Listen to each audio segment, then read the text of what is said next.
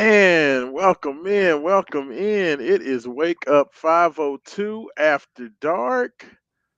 This is your boy Raashaan Myers, 96.1 FM, 1450 AM, Big X Sports Radio. I am the host of Wake Up 502, joined by my esteemed colleague, Haven Harrington. Haven, happy Thursday night. It's the first night of the new, I guess, sports week. Even though now apparently we have football every day for the next 48 days in a row. So I guess every night's technically a sports night. Hey, there you But how, go, baby. how are you doing, man? Man, hey, it's football night. It's Thursday night football.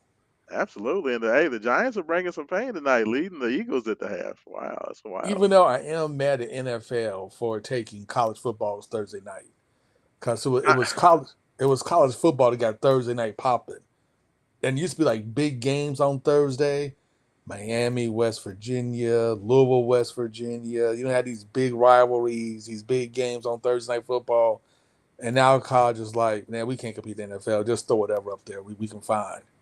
Yeah, they just punted on the weeknight games for the most part. They don't put any big games on the weeknight anymore. I think No, that Colorado Georgia Tech game was probably the biggest game that they've had on a weeknight, and that was opening weekend of the season, and man. that was before the NFL kicked off. That's fair, and that's fair. Yeah, like to me, fine if they like they should at least have like a Friday night game. You know what I mean? Like a big game on a Friday night. If they're not going to do Thursday night anymore, at least have one big game. But we're stuck watching like Kennesaw State and Liberty. It's like, what are we doing? What are we doing? But Haven Harrington, man, we are now, what, 5 days removed, maybe 6 days removed from the festivities of last Saturday. We are here to discuss, not only the Louisville UVA game, we're going to go over that. I want to get all your thoughts on that. And everything that went on. You, unfortunately, were not in the building with me going through all my frustrations. I was sitting there with a couple of UVA staffers the whole time with them looking at me, and I probably looked like the most miserable human on earth as I watched the game. So you weren't there to share the pain with me, but I'm very excited because we haven't really got the opportunity to talk. So this will be good for you. And we're going to get into everything. We're going to get into the thoughts on the game, what we liked, which probably isn't much, what we disliked, Which is a um, lot. and yeah, and just kind of where Louisville goes from there. Of course, they have a bye week coming up. They do not play this Saturday as they gear up for next Friday's showdown with Miami and Coral Gables. For all the marbles. Yeah, I know that your beloved you, and that looks like a freaking buzzsaw right now. But we'll get into what's looking forward. But first, we need to look at what went What back. Of happened? course, The Romy week that Bean, was. the week that was the post game reactions. It's been very interesting and illuminating to see. This has been the first loss always comes with a ton of reaction and overreaction and thoughts and introspection. It's always that way, right? Because you until you lose a game, you don't necessarily sense your mortality. The best way that I can say it is now that Louisville's not perfect anymore. Now everybody starts to do some soul searching. So Haven, just kind of, I know you were out and about. I'm not sure if you got to watch the game live. I don't believe you did, you got to Yeah, watch it live, but I didn't watch it live, but I followed the game. I watched like parts of it live, but I did rewatch the game, and yeah, this was actually a game I thought Louisville may lose, kind of going into it, and they lost exactly how I thought they were going to lose, which is turnovers and sloppy play. yeah, Because that, I mean, you're 5 games in the immortal words of Dennis Green, you are who we thought we are. And Louisville is who we is 5 games in that they have proven to be a sloppy team, especially on offense, a turnover prone, sloppy team on offense that has spurts of playing great football, but will have these points in the game where they just do these mind numbing things where they turn the ball over, they get penalties after penalty, shoot themselves in the foot. and then try to dig themselves out of a hole. And this is kind of what they've done all year. I think Miller Moss has thrown a pick six in 3 out of 5 games. Yeah. He has more interceptions now than Tyler Shuck did all of last season. Uh, he's had three multiple pick games. It's just, you just can't keep turning the ball over and winning. Now, against your Pittsburghs, your Bowling Greens, your East Kentuckies, yes, you can turn the ball over and you still have enough talent just to win, right? Right. Um, but on teams like Virginia that play pretty much, when they played you, pretty much mistake free football, you can't spot them 17 points and then expect to win. They came close. They went to overtime. So, they did manage to get the game to overtime, which just tells you how much talent this team really has when they want to do it. It's just that they just keep shooting themselves in the foot, and you have to, man. You just we've said this since the very first game of the season. It's you got to cut down on the mistakes. You got to cut down the turnovers because it's going to cost you, and it cost them. And it's interesting for me. The thing that I think about, and kind of the thing that really stands out to me is that for me, Haven, we're starting. This is the third year of Jeff Brom. Okay, and Jeff Brom is a great dude. He's a great coach. He's been a great ambassador for the University of Louisville. But everybody, before a guy gets there, all you see is the possibilities and the positive of that guy and of that coach because great coach, great history, but because you're not in the trenches with him every day at his previous stops, you don't necessarily see, all you see is his positives and you don't see any of the deficiencies, issues, or things that the warts, that he has. And for me, this being year three, it's starting to become apparent where his issues and where his deficiencies as a coach lie. And I think that to me is just interesting because they always say never meet your heroes. Yes. They have that saying, and I don't want to say that there's any like buyer's remorse or any issues with Jeff being here because I love Coach Brown. He's a great dude. He is a great coach, and I would not rather have anybody else rather than him, unless Nick Saban was willing to come and coach the University of Louisville. I love my coach, so I'm good with who I have. But it is interesting that the one reaction that I've started to sense from Card Nation is more of it's been more for the first time since Coach Brown got the job. People are starting to look at him as a coach and saying, okay, now we understand who this dude is for good and for bad. You know what I mean? And Yeah. it started the people to have some very interesting questions about that. And I'm starting with talking about Coach Brown rather than talking about the offensive line, rather than talking about Miller Moss, rather than talking about any of the issues that I saw. The reason I'm talking about this is because I'm gonna be honest with you, Haven. I think the biggest reason that Louisville lost this game is on the coaching staff and Coach Brown in particular. I lay this loss at the feet of the coaches, and I'm gonna tell you why. That's my opinion. So when I look at this game and I look at everything that happened in this Louisville game, um, Louisville dominated the football game outside of what, three plays, I'd say. They dominated the game. They dominated Virginia's vaunted offense. Virginia could not move the ball. They scored 10 points in regulation. 10 total. Defense dominated the game. They were locked in. They played excellent. The offense, moved the ball effectively. until those egregious errors that cost Louisville points going the other direction. They moved the ball. Miller Moss looked, solid for the most part, unless he was running for his life and just threw ignorant, ridiculous interceptions. But by and large, to me, there were three coaching decisions in this game that formed to me the biggest issues. And there were some other coaching issues as well, but there are three that stick out in my head, Haven. Three instances.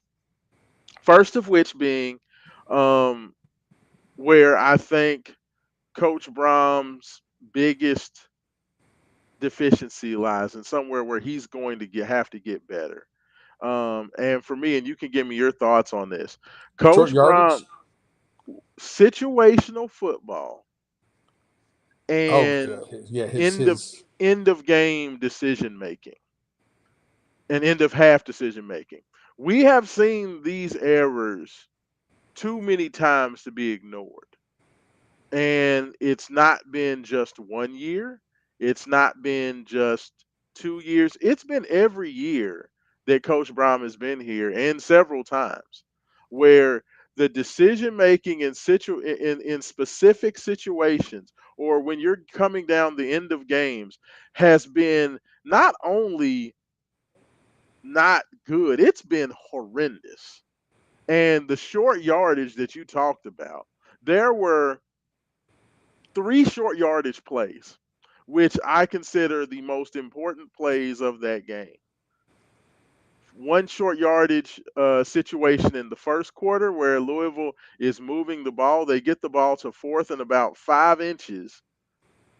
And rather than just, going with the quarterback sneak, which had been exceedingly successful versus Pittsburgh the previous week, Brom opts to try to go to a ooh gotcha pitch play out the side, which, you know, if it gets hit right and Virginia's not ready, hey, could score a touchdown on it. Or Virginia sees it and we get tackled for a 4 or 5 yard loss. And I'm not here to debate the merit, because I've heard some people say, man, the pitch was there, the way it was blocked up, that was going to be a touchdown. I've heard other people say, Devin Neal was right there. There's no way Isaac Brown was going to outrun him. The one thing I do know is that success or failure on that play, that was a humongous gamble that did not need to be made. I would say it was 50-50.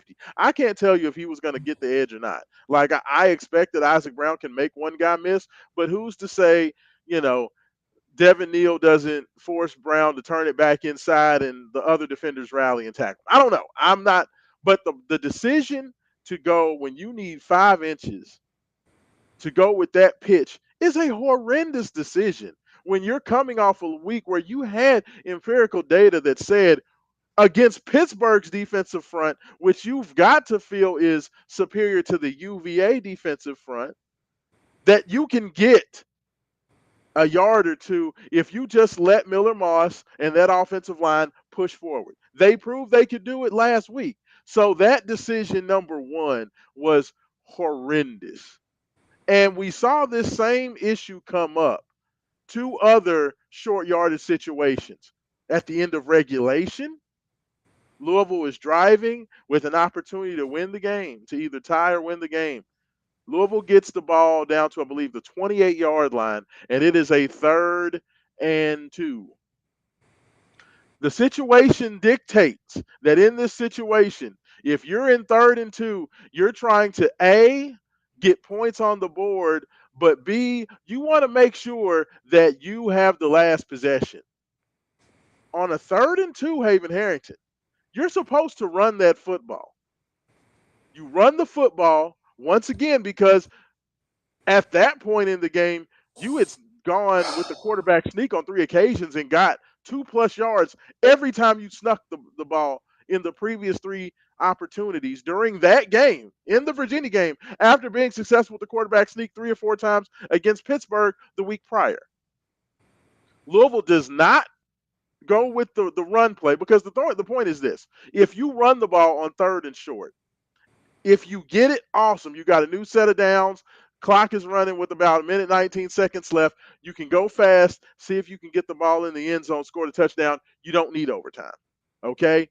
But also, if you run the ball, the clock stays running. So if you run it, say it gets to 4th and 1, 4th and inches. Now you have a decision to make.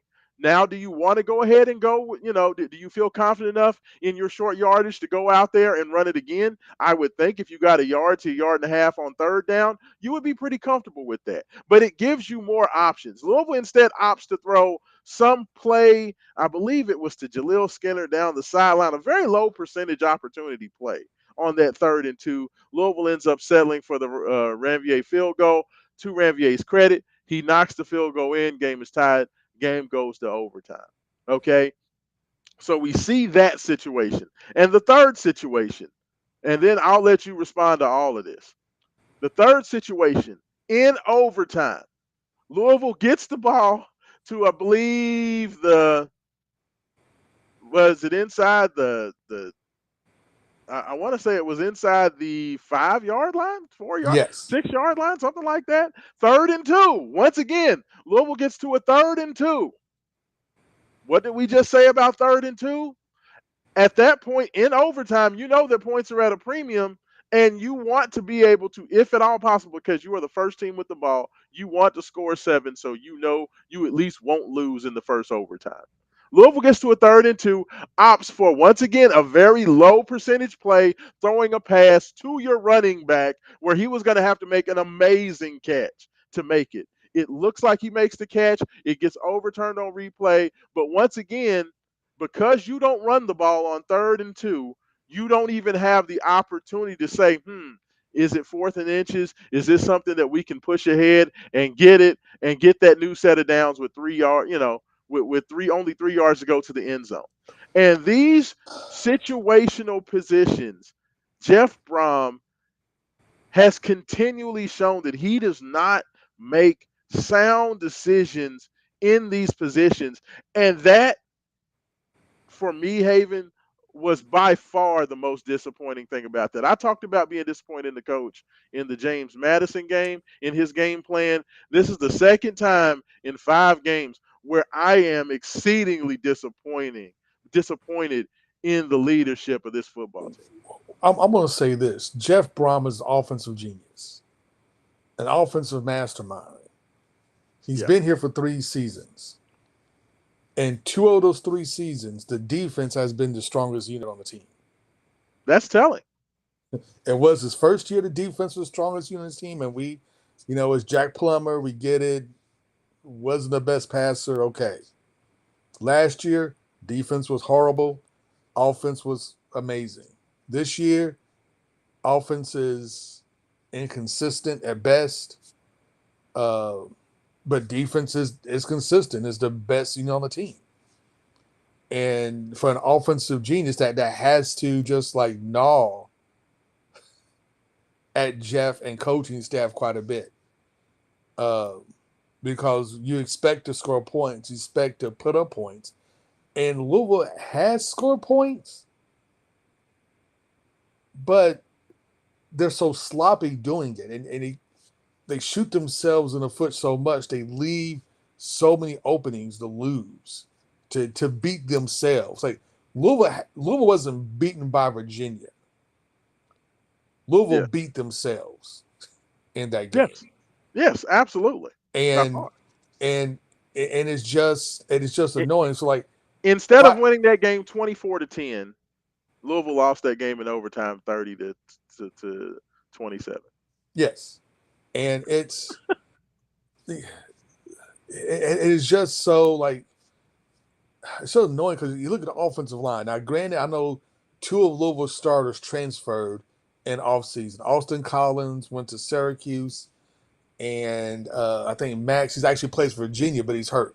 So you Yeah. lose 2 stars offensive Monroe line, Mills. and Hmm. yeah, and you replaced them with guys who apparently looks like they weren't ready for prime time.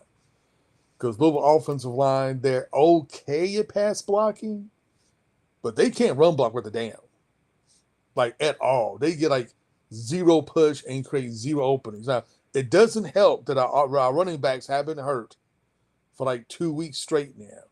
But there's like even before they got hurt, there was very few rushing lanes that they had opened up. They're not a very good run blocking team. And then to kind of piggyback what you're saying about the coaching staff hasn't adjusted their play calling for what the offense can do. Yes. They haven't Yes. adjusted their play. Like Miller Moss is hot and cold. When he's on, he's on. But when he's off, he's off. Hmm. And they've kind of adjusted for against Virginia with a bunch of short control passing. Chris Bell was pretty much the only guy that it seemed like they threw to the entire first half. But he was always open, always making plays, and they dink and dunked their way down the field. They tried to run the ball. They couldn't run at all, but they kept attempting to run the ball. They tried to use Colin Lacey's or in the backfield a couple of times for him to run the ball, just like they did against Pitt. They kind of generate any type of running game and fits and starts, but they were still moving the ball. They're still scoring points, which makes me wonder, like in the second half, why'd you stop throwing to Chris Bell? Third quarter was awful. I Third say, quarter was awful. I I say, don't know. it's like, why did you stop? Yeah. What were you thinking? Why'd you stop throwing to Chris Bell? And what was it trying to force feed the running game when it wasn't working?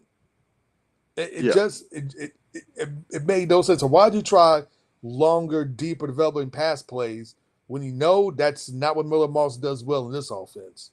And two, your offensive line can't block that long. Yeah. I mean, they just can't. What are you like? What are you doing? No, it seems like Jeff has this thing where he wants this wide open, dynamic offense where they're slinging it down the field. But this just isn't the team that can do that. And when you know that the short passing game is working and you're pretty much killing this team on either, short pattern with Chris Why Bell, stop? short pattern with Colin Lacey, short pattern with Jaleel Skinner, short pattern with Nate Kariski, you're killing them in Why 5 to stop? 10 yard pass plays. Why stop? Why stop? Why stop? Because I think Miller Moss is a good quarterback, but I understand why Lincoln Riley benched him. I totally get it because, like I said, when he's on, he's on, but when he's off, he's horrible. And I can see where a head coach may want somebody who's just more consistent as a passer. Like I don't want to get game in and game out. Not I know he's going to throw an interception, but when's he going to throw this interception? So I know it's coming because he's done it every game except for Yeah. one. So when's it coming? So I'm And gonna say this. how many interceptions is he going to throw this game? Because you know it's coming. You just don't know when, and you just don't know how many. But you know it's coming. Yeah. So And look, I'm gonna say this about it because I think that Louisville's in a very difficult spot because they're kind of in a damned if you do, damned if you don't because they have no choice but to rely on Miller Moss you because paid him too be- much. You don't have a because choice but to play him. well, and just the simple fact that Louisville can't run the football right now. So you've got what Haven Harrington.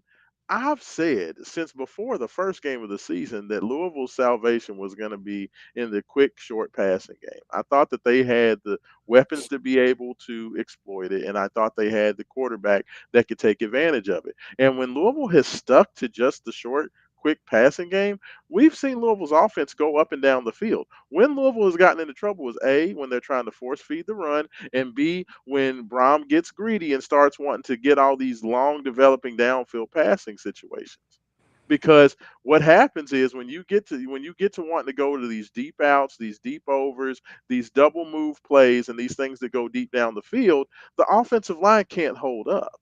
And that's where once again the coaching staff is being hard headed. If they went to more of a run and shoot, pure West Coast offense style of short passing game where you're just playing levels and just taking what the defense gives you, I don't think there's many teams out there that could stop Louisville's offense. But Louisville over and over and over again has opted to try to do way too much when the offensive line has shown you that they can't hold up. Unfortunately for me, the biggest problem with this Louisville team is not Miller Moss. The biggest problem with this Louisville team from a personnel standpoint is the offensive line. Louisville did it, this is the other side of the transfer portal era is that when you get it wrong, It's hard.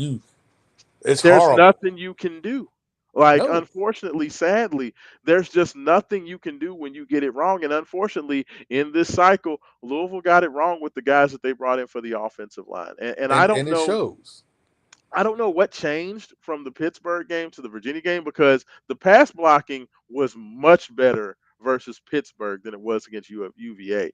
Haven, I was in the building for the game last Saturday against UVA, and I just want to tell you, our line and especially our tackles, Rasheed Miller got beat by those Virginia defensive ends snap after snap after, but it wasn't just Rasheed Miller. It was everybody.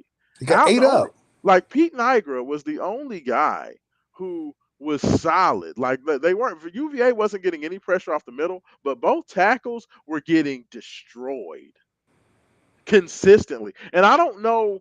And part of that, like I said, a part of that was because in the second half, it felt like okay, look, we did a great job moving the ball with the short passing game in the first half. Now we're going to act like we're going to go to the short passing game, but now we're going to go deep. And as soon as we made the decision to start asking that offensive line to do more to hold up under that Virginia, and Virginia was only rushing four.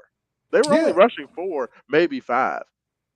And they were getting home time after time. And Miller Moss has shown you, Haven, like you said, he gets happy if feet. it's under duress, He gets dude, happy feet. dude's gonna throw like Roman says one of them things or two of them things. Dude threw at least five passes that could have been intercepted against Virginia. At You least saw it five against passes. you saw it against JMU. He did the same thing. Like he Yes, threw a pick six. The dude just dropped it. yes, absolutely. And this is why once again that's why I put this at the sit this at the feet of Jeff Brom and the offensive coaching staff. Is because the offensive line has shown you who they are. This quarterback has shown you where he excels and who he is. But instead of sticking to what this team does well, they keep trying to act as if you're going to get a different results when you try to do the exact same thing. And that's why my disappointment with this offensive staff, man, is just It's like for this a is bunch of not. smart guys, they're doing a bunch of dumb shit. Does It's like that this make is sense? perfect. So like this is not Tyler Shuck and Lash's offensive line. They Yes. can't drop back, wait 4 or 5 seconds for somebody to get deep and sling it. It's just not going to happen. But the sad thing is, Haven, the It's personnel just that not they going to have happen. is perfect for what they can do well. They just don't, Louisville just doesn't want to stick to it. No, and like so, here's my thing. Like even if you wanted to force feed the run game, okay, I'm with that. So if you want to force feed the run game, fine. But if that's the case, then at least put 7 offensive linemen out there and 2 tight Yes. ends. Put put Like put put a fullback in there, yeah, a tight because big tight end. Yeah. if that would get a push, then just try to get hat on the hat and see if we get any type of separation. Because Isaac Brown will find the crease when he's Yes. healthy. A Yes. healthy Isaac Brown will find the crease and do damage, but you got to give him the crease. Like all those big touchdowns he made against EKU, it was actually EKU played great on that long run he had on that 30-yard touchdown run. Yes. He just found a crease, made a guy miss the hole and was going. Same thing against JMU. JMU blocked it well. He bounced it out, found a crease, and was going. It's outran everybody. And you know You what, know, Haven? With that short passing game, Louisville was not breaking off big runs in that first half, but they were able to run the ball. We saw Isaac with some nice runs. We saw Duke with some nice runs. Even Kiwan got in there in yeah. the second half and had a couple nice runs once Louisville got back to that short, quick passing game. But and that's going to happen. I know in his heart of hearts, Brom hates that dink and dunk offense. He hates that dink and dunk offense. But that's what you have to do. I mean, this is what it is. That's what you have to do. The offensive line will not let you do more than dink and dunk. So just dink and dunk. Yes. It is what it is. Stop trying to do so much. And then you need to really work on in practice getting these penalties under control. Good God Almighty, man. You gotta. You gotta get. I mean, it's like it's 5 games in the season. You should not be this sloppy. You still should be having unsportsmanlike penalties. You still should be having all holding calls and every. No, Now they were better in this game. I'm looking at the stats. They were 5 penalties for 60 yards, so they weren't nearly as bad as they have been in this game. But I agree with you. Like that, they cleaned up a lot of that. That's why I said like Louisville Haven in terms of the game. Louisville did everything that they needed to do to win that game outside of bonehead decision making by the coaching staff. And, it and, was. and it just it's the most frustrating thing in the world because now we're in a situation where everybody is seeing the everybody says doing the eulogy for the season like the team is just already dead. I'm not ready to go that far, Well, but it's not the eulogy for the team just yet. The problem is we have obvious flaws, and we still haven't corrected for those obvious flaws we have. And against a team like Miami that has like an awesome front four, that Bain is just gonna wreck shop. I mean, let's be honest. Bain might as well just park in our backfield because you know what's going to happen. I mean Unless, this is once again another game where you better just let Miller grip it, rip it, get rid of it quickly. I Like you mean, can't literally you can't two wait seconds, for 2 seconds, the ball has to be gone. yes. Literally, Yes. 2 seconds, the ball has to be gone because Bain's going to kill our tackles. But Because I'm gonna tell you what though, Haven, there's opportunity there. no, There is here's opportunity there. we have enough talent to beat anybody on our schedule, and that's Yeah. what's so frustrating about this team. You have the talent to beat everybody, but you and I know that we'll at least turn the ball over twice against Miami. I mean, And and and that's what you can't do. and hopefully, if it's a turnover, it's not a pick six, or because we gave UVA at least 14 points, just gave them 14 points. Yeah. So if we could stop with the pick sixes and fumbles for touchdowns, and maybe just a regular turnover where they get the ball right there, we stop them and give our defense a chance to maybe stop them or hold them to a field goal or something.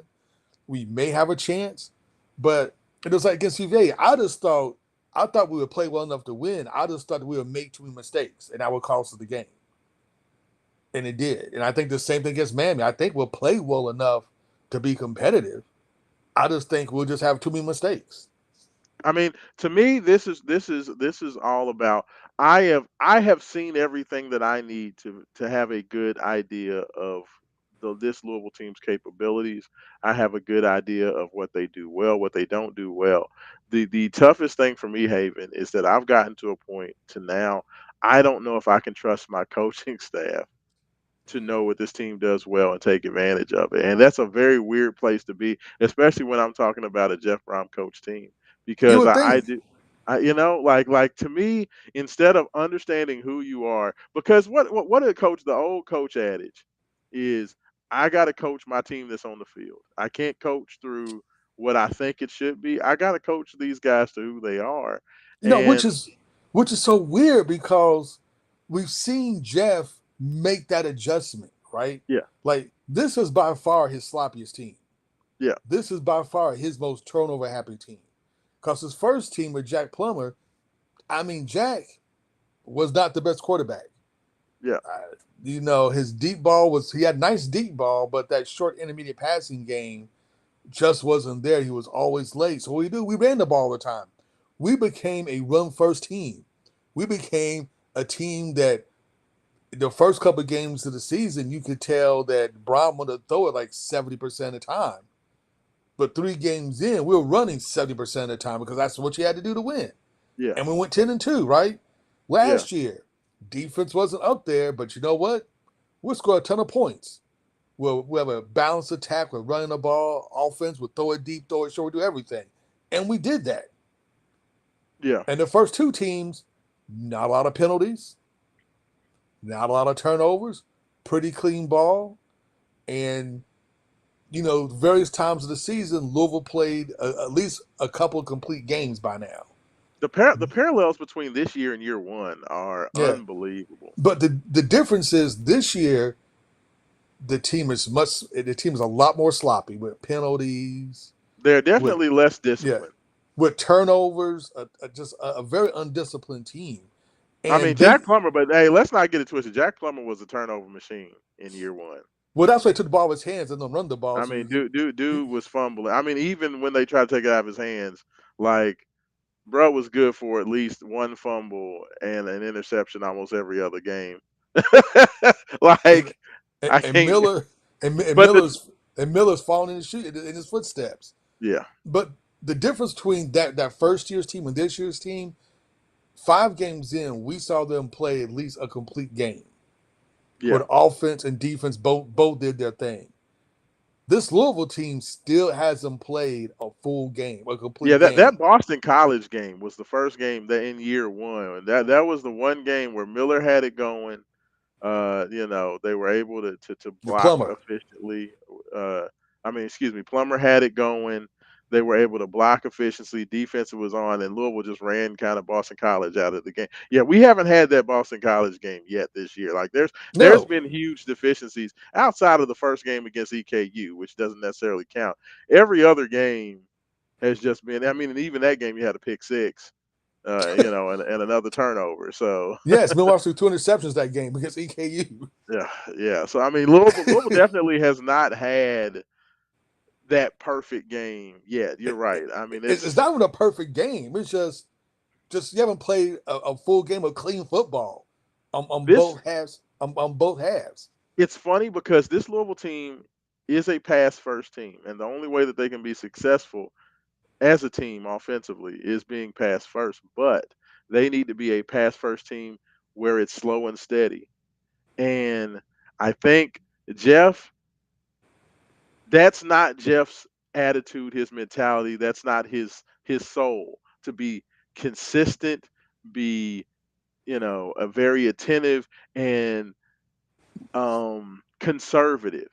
Like the conservative passing game is what this team needs to be able to control it. Controlled passing, short passing, running in the proper situations, and just really controlling the flow of the game. Like most people that talk about ball control offense, you talk about running the ball and ball control, but this is a team that needs to be a ball control offense while passing the ball.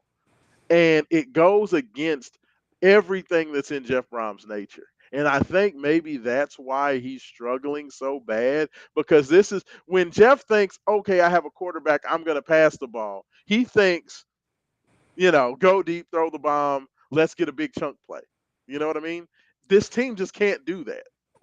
This is not a big chunk play team, Yes. and it's killing. Like last year, even this first year, it was a big chunk play from the quarterback position. It really wasn't a big chunk play team, but our running game got those big chunk plays that I think that satisfied his soul. Yeah. Last year we did it both. Last year we could have chunk plays in a running game and we can hit you deep. It Yeah. satisfied his soul. This Yes. year's team, it's not happening. I Yes. mean, No. it's not. This year's team had to be a slow, methodical, boring ass Joe Flacco s Ravens team, Trent Yes. Dilfer Ravens team. When you're just dinking and dunking the ball down the field, everything is a 5 yard hitch, and And he hates it. He hates it. He hates it. 7 yards up the seam, and longest pass play you may get maybe 10 to 15 yards, and bro, that's it. That's all we got, and Yeah. he hates it. But that's what you have to do, and it's mainly because I don't think Miller Moss can't do it. But as we've seen, as we said before, one, you get any type of pressure on Miller Moss, Yeah. any type of pressure, that He dude gets makes happy terrible feet, decisions. Yeah, I and mean and that's the whole thing. When Miller has a pocket and he can set his feet and he throws it, dude is can throw it as good as Shuck. He can he's sling it as good money. as Shuck. It was like I was listening to Mark Ennis, our main event sports alumni, and he said it in the post game after the game on Saturday night or Saturday evening. He said that Miller Moss is just about the best of Tyler Shuck and the worst of Jack Plummer in one person. And I thought that was the best way to put it because Moss, when he can have a clean pocket and get his feet set, can throw any pass and put that bitch on the money. Like very accurate, very can layer it, can go short, can go can go intermediate, can even get you 25 or 30 yards down the field if he has time. But where the worst is when the same way Plummer was flustered and would just do anything when he got pressure in his face, Miller is exactly the same way. And I just thought that was a good way to put it. So he's literally the best of Shuck and the worst of Plummer in one package. I'll be interested to see what Louisville does next year, as far as are they going to grab a quarterback in a portal? Uh, like what does that look like? Because you have two guys who you recruited that's been there for a couple of years now with Deuce Adams and Brady Hoke. So I'm kind of curious if they're going to get a shot, a chance, or we're going to get somebody else. Are we going to go hard in the portal for offensive line to kind of balance that up? It'd just be interesting to see like what this off season looks for Louisville, especially once we see the type of turnover we have. So I'm kind of curious to see Well, what. I'm gonna tell you one thing, Haven, that I think that Jeff is gonna have to do, um, and that's this: the unfortunate truth about the first 3 years of Jeff Brom's tenure. And I know that, hey, Louisville still has everything in front of them. If they can find a way to go down there and beat Miami, they are right back in the ACC championship title race, and they're probably in the driver's seat to make the championship game if they can find a way to win that game. But as it stands right now, the way it looks right now, more than likely they're not gonna they're gonna more than likely lose this game at Miami in 2 weeks, and they'll probably stub their toes somewhere else down the line, more than likely. But I think the one thing that we're gonna have to do, regardless of it, even if honestly it doesn't matter, regardless of how this season goes, I think one thing that Jeff is going to have to do in terms of this, what the way he puts his team together, he had an opportunity, Haven, and I said this on Saturday. Or actually, I said it to Roman earlier in the week. Jeff Brom, after years 1 and 2, where he had Jack Plum, he got Jack Plummer a job in the NFL. Okay, he made Tyler Shuck a second round pick. With the success that Jeff Brom had with his first two transfer quarterbacks, Duke could have had just about any quarterback out of the portal he wanted, as long as the numbers were right. Jeff Brom opted to take Miller Moss, who was a guy who was more of a quote unquote bargain ad. He was a guy that wasn't going to cost as much. And he was a guy who still fit in the mold of what Brom likes, which is a guy who kind of just stands in the pocket, really doesn't use his legs, and is more of just a pure pocket passer. With the inconsistencies of the offensive line, he's going to have to be able, if he does decide to go get another quarterback, you've got to have somebody who's more dynamic with his feet, because the first, year 1 and year 3 are going to pretty much, the reason why this team did not get to the heights that they were able to get to was because of the decision of the guy that they decided to bring in at quarterback. I mean, let's not get it twisted. Even with what Moss can do, if he at least was had some dynamic ability with his feet, it could mitigate some of these issues, and Louisville could open up that playbook to I, I mean, maybe help with I that. mean, But he's going to have technically, to do some different things at the quarterback I position. mean, technically, like the guys on the roster right now, Deuce Adams. I mean, like Deuce is our quote unquote Yeah. athletic quarterback. So the I dude is mean, but is here. is he ready to play though? I mean, that's what I'm You saying. know, Like, but that's to the me, thing. I look at a guy like Julian Mensa. A guy like Julian Mensa, you could have had him. In my personal opinion, if the dude's playing quarterback at Duke, Julian Mensa, you can't tell me he would not rather have come to the University of Louisville to play. Oh, you know it. You know But what I mean? yeah, the thing is, like in this day and age of NIL, transfer portals, and everything else, guys you recruit, unless they're super phenoms to get on campus, it's going to be hard for quarterbacks to last more than 1 or 2 years in any school Yeah, because the temptation is always too great to go get a proven or what you think is a proven commodity someplace else yeah, and snatch them up and put them on your squad. So like we yeah. got another 4-star wide quarterback coming in who's killing it in the high school level, set up all sorts of records. You got two guys that are really highly touted already here, and Brady Hoke and Deuce Adams are already here, and they were Brady highly Allen. touted. Huh? Brady Allen. You said Brady Br- Hoke. yeah, Brady That's Allen, funny. excuse me. That's You okay. know, so you have guys here, but it's gonna be hard for them to ever even touch the field outside of cleanup duty when it's so tempting to go in a portal and be like, man, I saw this quarterback at pick a school. I saw this quarterback coming from South Florida, do his dynamite. He come here, yeah, let's do it, and Right. it's going to be hard. So that's why I'm saying it's going to be interesting to see the direction that Louisville takes. Because last year, Louisville really didn't go hard recruiting in high school. They went more so in the portal. So if you look at some high school guys that may have redshirted, come up through the ranks, they're not here now, or they weren't as talented as kind of like just kind of fillers almost. This year's class, they've gone more heavy into high school football recruiting. Especially on the lines. Yeah, and gotten higher rated Shout out to the kids. big dog. Shout out to the big dog, Vince Yeah, Morrow. but the thing is, once again, when you get freshman offensive linemen in here, even sometimes freshman defensive linemen, you don't expect them to be who they are for almost 2 years.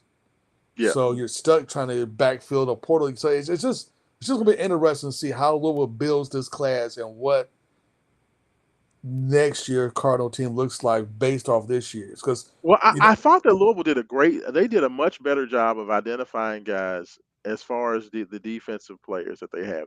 They have a nice mix of guys that have been around, like Selah Brown, and then they went and identified the right guys on the defensive side. But like I said, it's just that's the world that we live in with the portal. You just got to be right. But I think that the fact that they definitely made it a point to go hard after some very talented offensive line prospects in the portal. And I think that's going to be where the sweet spot's going to be. I think that you have got to recruit heavy high school for your offensive and defensive lines, and then backfill with some talented plug and play guys on the lines as well to make sure you have what you need at those positions. But I think, Haven, honestly, the skill positions, you got to get, you just have, to me, you got to get most of your skill position guys through the portal. Like but you may yeah. get find one or two or three guys that you like in the portal I mean, in high school recruiting as far as skill positions. But to me, in today's day and age, you pretty much get all your skill guys out of the portal. So to me, the thing is for this Louisville team and this year, and for Brahma in particular, Yeah, is what's next because this season, there's still so much to play for. You only got one loss. It's nowhere near doom and gloom, yeah. comma. But we've seen how you played for 5 straight games, and I don't expect that to change too much between now and the end of the season. You know what I'm saying? You kind of are who you are at this point. I mean, I So don't know though. I don't know because see the thing is that like I said, I think the biggest problem is between the ears of the guy who's considered the head coach of the team. But like I said, And it's like those certain things you can fix. But my thing is, like I thought last year's team should have been his breakout team because you had all the talent on defense, you had just super gobs of talent offense, yeah, and the schedule set up. We had some marquee games where you really could have shown your stuff, and your defense failed you last year, yeah. completely failed. This year's team coming into the season, I didn't think that I thought we would score points. I thought the offense would be potent, but I didn't think the offense was going to be as good as last year's offense. But with the way the schedule kind of was shaking up, if you had a decent defense with an offense that was 3/4 of what you had last year, which I kind of thought we would have, man, it was like The opportunity was there, but opportunity was unfortunately there. the switching to the head switching to the green dots, the communication issues, unfortunately, Ron English with the scheme that he just tried to employ, it just was not Yeah. there. It was So just a season that was yeah. lost because of the So defense. so so my thing is Brom is going to have to put together something Yeah, soon. yeah, He's because not going to put. honestly, like you said, Haven, really and truthfully, when you look at it, last year and this year, both of these teams, last year to me, you was the perfect opportunity because you Last year should definitely have been a had the playoff talent. team.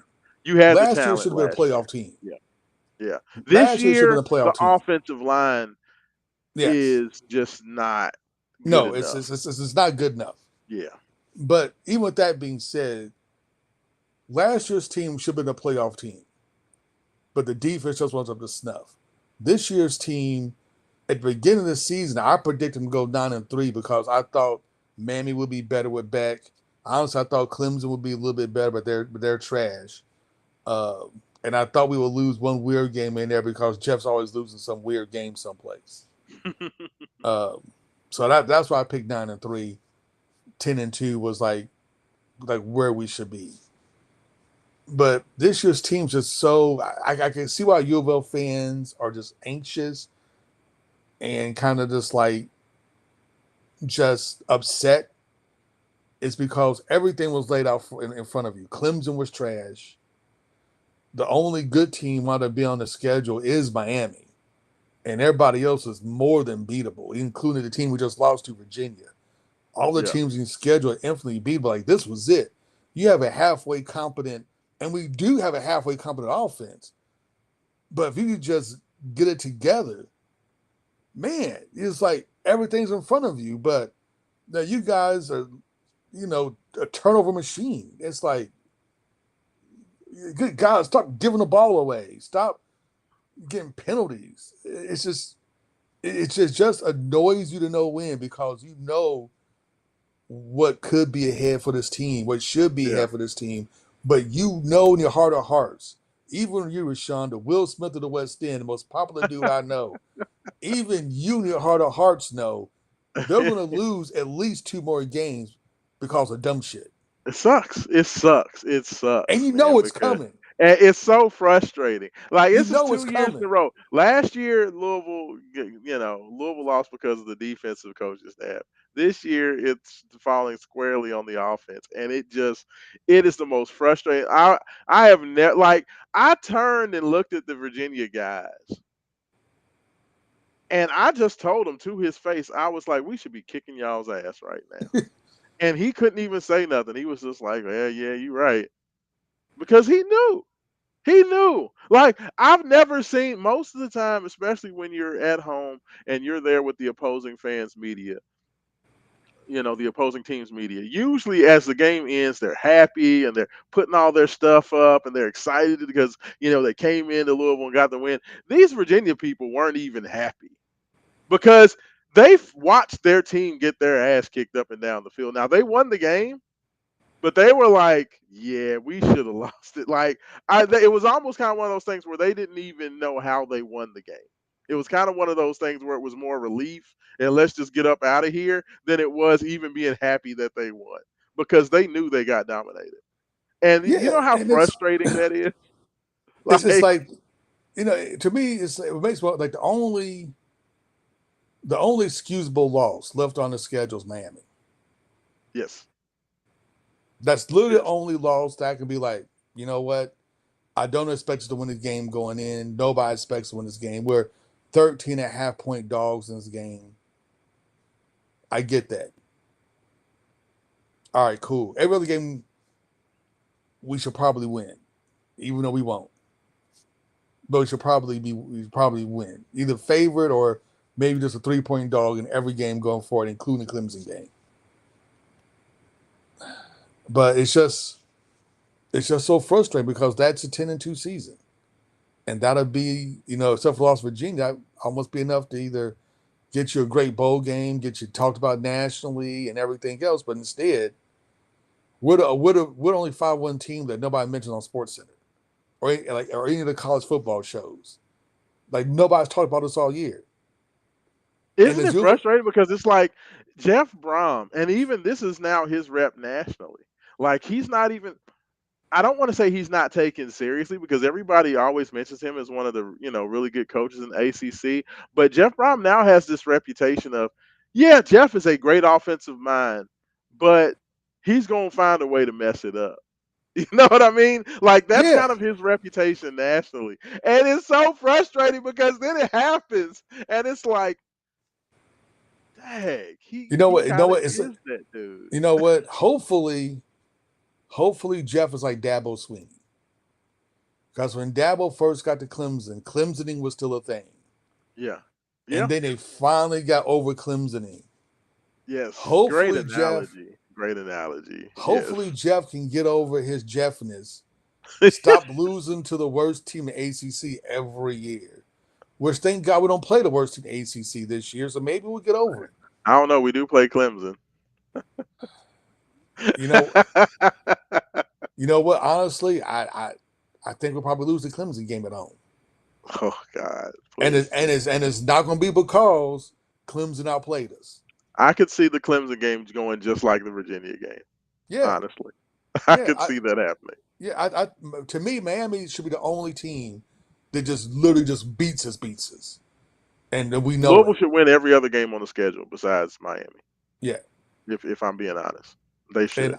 and I don't think that our offensive line can hold up to their front four at all. Yeah, Like they're the best defensive line in ACC, and yeah, and our offensive line is trash, and that's not a very good combination. it's tough. It's tough. But hey, I do want to say this, man. Big shout out to the defense. They came out to play. Ron English did everything he could to keep Louisville in that game and put them in a position to be tied 14-14 at the half. I thought that he was, had the team locked in. They identified what Virginia was. They identified what they needed to do to keep those guys in check. So just big shout out to the defense. Everybody played well, man, from I mean, Tayon Ron has been Holloway. the defense won the Pittsburgh game. Yeah, they Literally, did. the defense won the Pittsburgh game. They got us a touchdown. They got 5 turnovers, so it was able to stop Pittsburgh from driving. They kept giving us back the ball. That was all the defense. Yeah. Yeah, no doubt. No doubt. So I mean, just shout out to them. Like I know Louisville has a good defense. Like I'm not worried about that. I don't give a damn who we play. Miami's not going to go up and down the field on Louisville. SMU's not going to go up and down the field on Louisville. Clemson's not going to go up and down the field on Louisville. I think that Louisville's going to have something defensively for everybody. The biggest question is going to be, can the offense hold on to the football and make smart decisions like that? And can guys keep from getting dumb personal foul penalties? Like that's going to be the question. But I think that especially after the game, Haven, after back-to-back performances versus Pittsburgh on the road and versus UVA at home, I think at this point I'm safe to say that I can trust the defense. Do you agree with that? Oh, I was able to trust the defense after the second game of the season. I was cool. Yeah, I yeah, mean, after watching them against JMU, I was like, "Oh, we good. We yeah, got this." To me, at that point, it was just about, can we clean up some of this sloppiness on offense? Can we stop turning the ball over? And then if we could do that, I thought that would be good. But we're 5 games in, and every game this season, the offense has turned the ball over. Like every game. I think every game, I think we've had multiple turnovers in every game except for two. yeah. I think because against JMU, I did we have a turnover against JMU? We had to with Louisville. No, we didn't. No. You know what? No, I I'm don't trying to think think. we. I don't No, think we we had a tried to turnover. turn the ball over. Yes, yes. I had the pick six that should have been, Yes, we tried to turn but the ball over. I'm pretty sure that was the only time that we put the ball in harm's way. I'm pretty Yeah, sure. Pretty sure. Think. But yeah, I mean that's gonna be the thing. But hey, you know what? I like I said, I'm not like some people are saying that the season's over with. I have full belief that Louisville, if they put the proper game plan together with the playmakers they have and with the defense they have, they can go down there and beat Miami next week. Like that wouldn't even surprise me.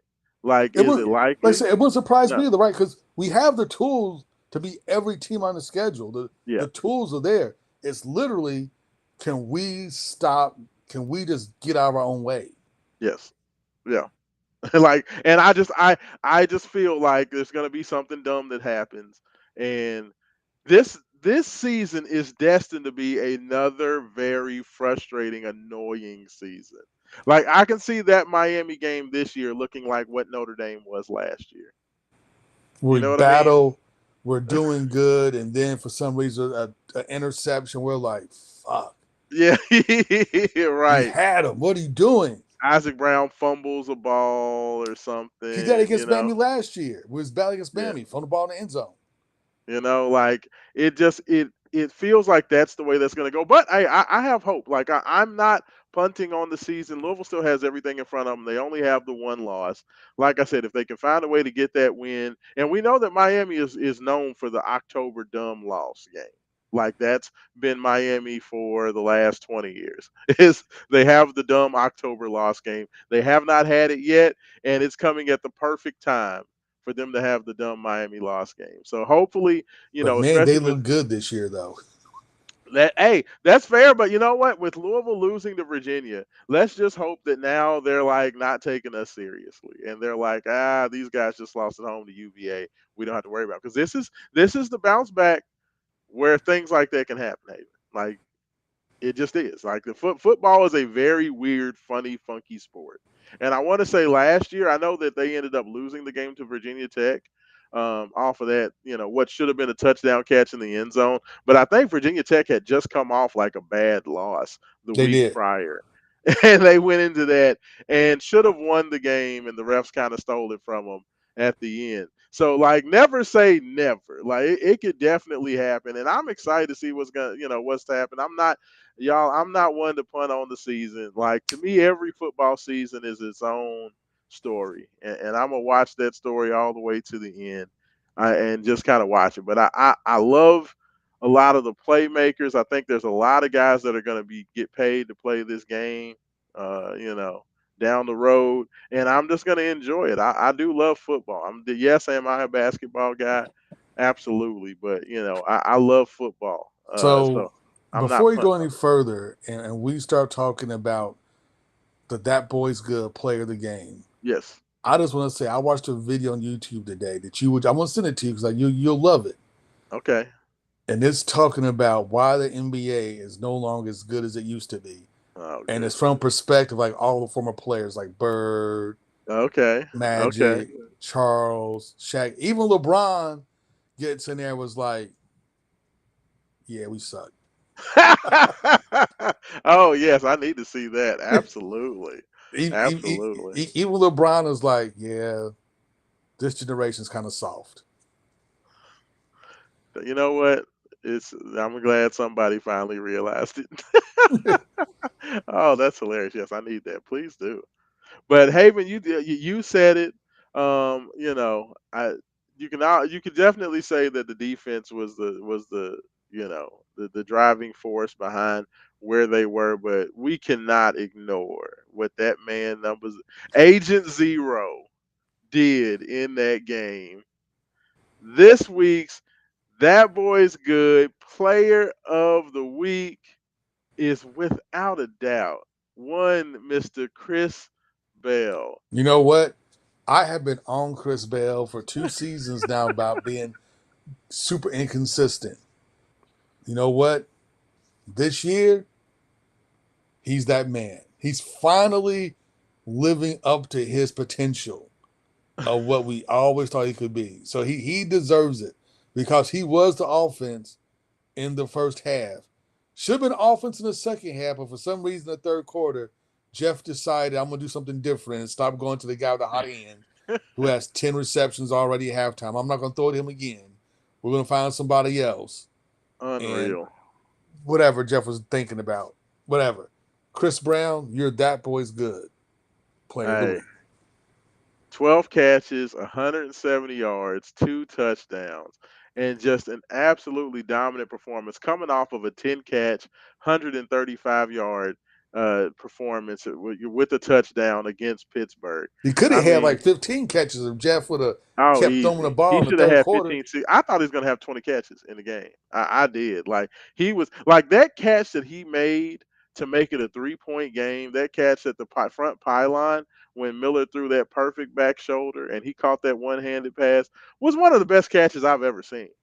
Like, the dude looked like an NFL first round draft pick. He And got in Jeff was his like, Devontae Parker bag. we good in the third quarter. We'll find somebody else. Ugh. like I just don't. I it was oh, dude was unbelievable. But I mean, in the last two games, Chris Bell has over 300 yards receiving and three touchdowns in the last two games.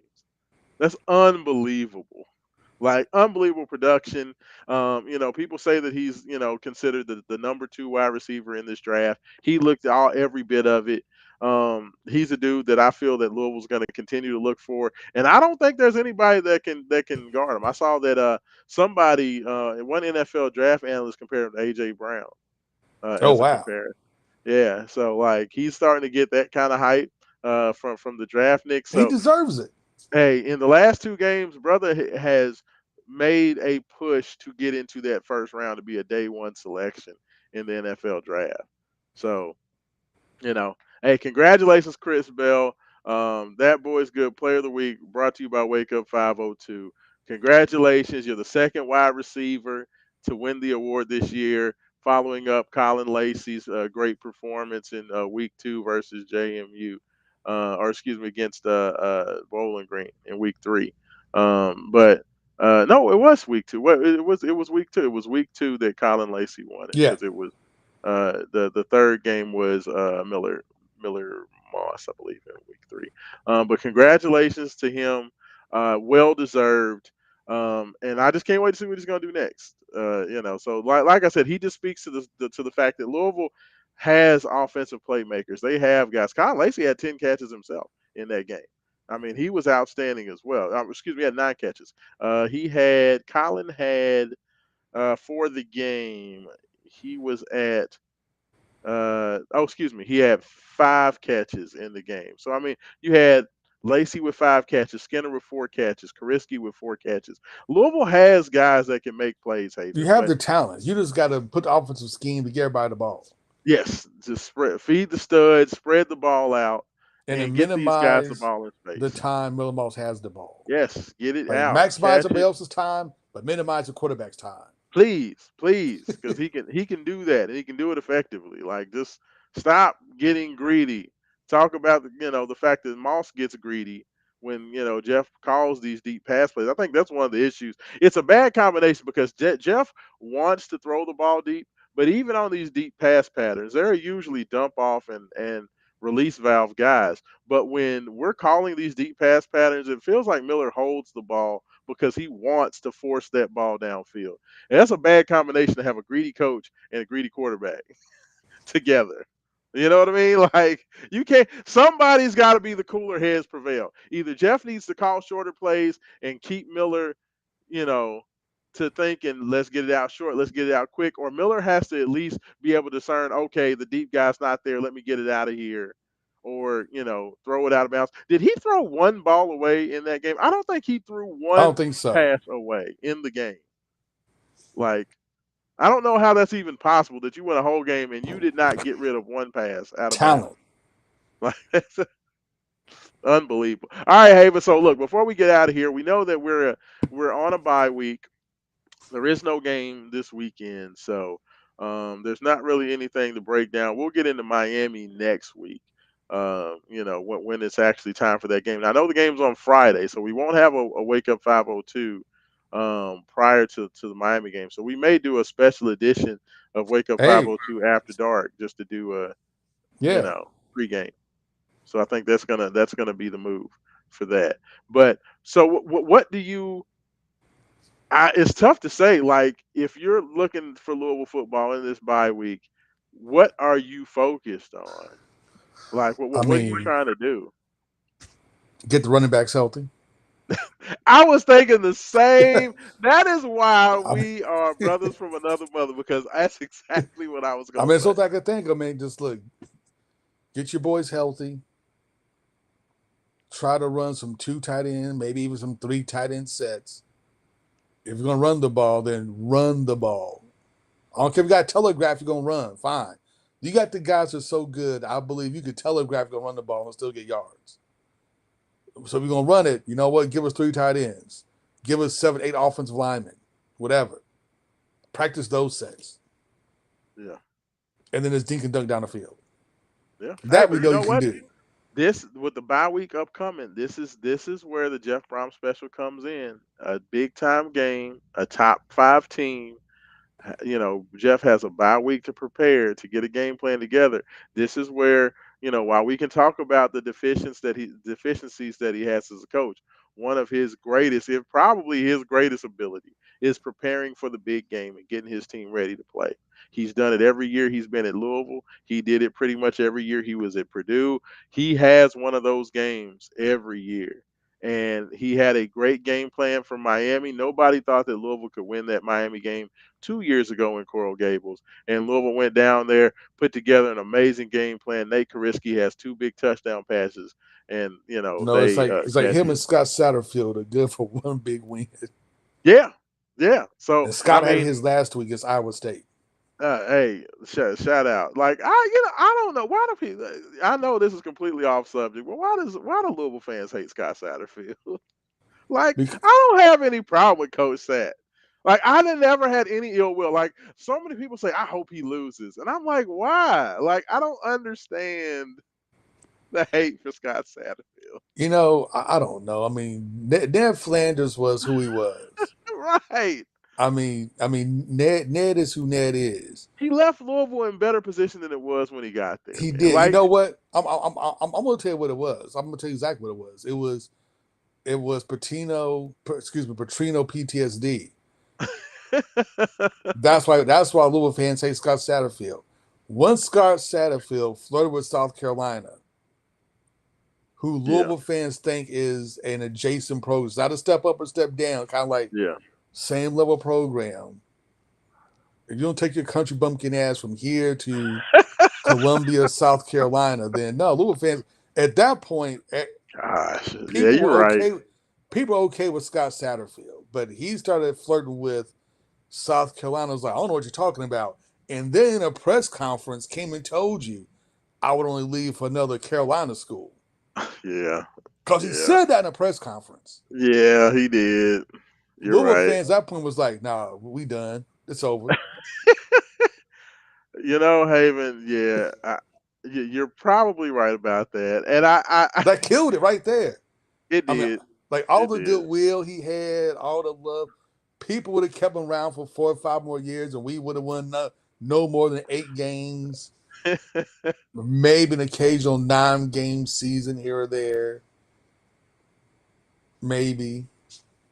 And no, once he got caught going to South Carolina, it'd be different. If it was like a big name school, like if he was going Right. to like Alabama or some shit. I don't know, something like that. We'd be like, all right, cool.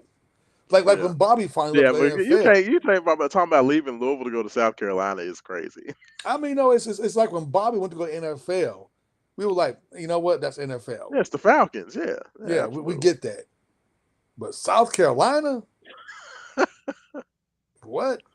Hell, I think Sat would have left us for East Carolina, honestly. Real He talk. would have. Coastal Hey, Carolina. good for him, man. Like, hey, I'm gonna tell you what. Louisville fans can hate if they want to. Sat's got a better team in Cincinnati than we do at Louisville this year, Oh, we do, and but definitely have a better quarterback. Sorsby is a beast. he does have a better quarterback. But we all know how this season will turn out for Scott I don't know. Satterfield. They might win the Big 12 this year. Hey, they might win the Big 12. We might see Sat in the playoff, dog. I know. I know. But hey, all I'm saying, they look pretty good, and I done seen the rest of Big 12. And you want to talk about suspect chin Negroes? You know what? Scott Satterfield, Ned Flanders is who Ned Flanders is. He's not Fair. built for that life. And if, That's if he fair. does make it to the playoffs, he's going to get destroyed. That's fair. That's fair. That's fair. But hey, we'll see. You We'll know, see. but big up to Carson Beck from Miami. We always thought he was a bum at Georgia, but you know what? A change of pace. He got he I know got. He, you just loving it. Yeah, your shine for Miami. Oh I'm my telling you, gosh, but the thing is, like Carson Beck came to Miami, he got an immediate tan. He got he did. tattoos. He Bro got was not himself. that tan when he was at Georgia. Dude He was like is extra not. pasty. He was not. He I had don't know no what gold happened. chain. Dude has like the Hulk Hogan tan now that he's the Miami quarterback. He has He had no gold chains at Miami. I mean, at Georgia. He had no tattoos at I mean, Georgia. dude's got the full arm sleeve. He's got the tattoo. He's got like the Miami starter kit He going got a on. Latino girlfriend now. Come on now. And a Lambo. He has a Lamborghini. Oh gosh, That dude like has gone to Miami and just fully embraced being, being in South Florida. that's fair. He has That's turned into Gino Toretta. that's so funny. It's, hey, you know what? He's living a life. Shout out. But hopefully that comes crashing down next Friday, Haven Hands. Hopefully Louisville got something from. But I agree with you. To me, let's just get healthy. Jeff needs to put together a game plan. Let's put together a bunch of stuff that Miami hasn't seen yet, and we'll just see what happens. I'm checking here on the messages. Robbie's checking in. He said, "Good evening, gentlemen." Um, he said that, but don't forget, Jeff can lose a game like Virginia, but can also turn around and beat Miami next week. I absolutely agree there. You know, and he says I'm rooting for UC. He says um, Matt done got jacked. Sat done got jacked. No, Satterfield is doing a good job. So like, He is. so But I give him but you know credit. what? He needed to because Cincinnati fans are not happy. Oh yeah, no. They like him again now though. That team looks good. They have a solid defense. They have a quarterback that can both run and pass. They got a couple of strong running backs. They got some nice little playmakers at wide receiver. Iowa State couldn't stop anything they wanted. Like they did anything they wanted to do. That was like that team was like the perfect Satterfield team. So I mean, I can't hate on it. Like dude, after his first couple of years, dude needed to do something right. So you know. Hey, I give him credit for it, man. Year three Sat. It's better than year three Jeff right now. I mean, it is. Hey, it is what it Facts. is. So it Facts. is what it is. It is what I know. Y'all might get mad at me for that. We got a bunch of people. We got a bunch of folks checking us out on Twitter, YouTube, X. I mean, I appreciate you guys checking it out, but hey, I'm just being honest. Hey, But we'll why you guys checking us out? We need to subscribe to our YouTube channel. Please do that. Please do that. Check us out, Main Event Sports on YouTube. Check us out. Follow us on Facebook. Follow Haven on Facebook. Main Event Sports Radio. You can check out Haven at ME Sports. You can check me out at Raashaan as well. Give us likes. Give us subscribes. We appreciate you guys. Thank you so much. Congratulations once again, Chris Bell, this week's Wake Up 502 That Boy's Good Player of the Week. We won't have a show on this upcoming week, but we will definitely try to do a pregame get together. Don't know when that'll be, but we will get that. But this is Raashaan Myers for Haven Heritage saying thank you so much, and just don't forget, without struggle, There is no progress. peace. Have a good night, y'all.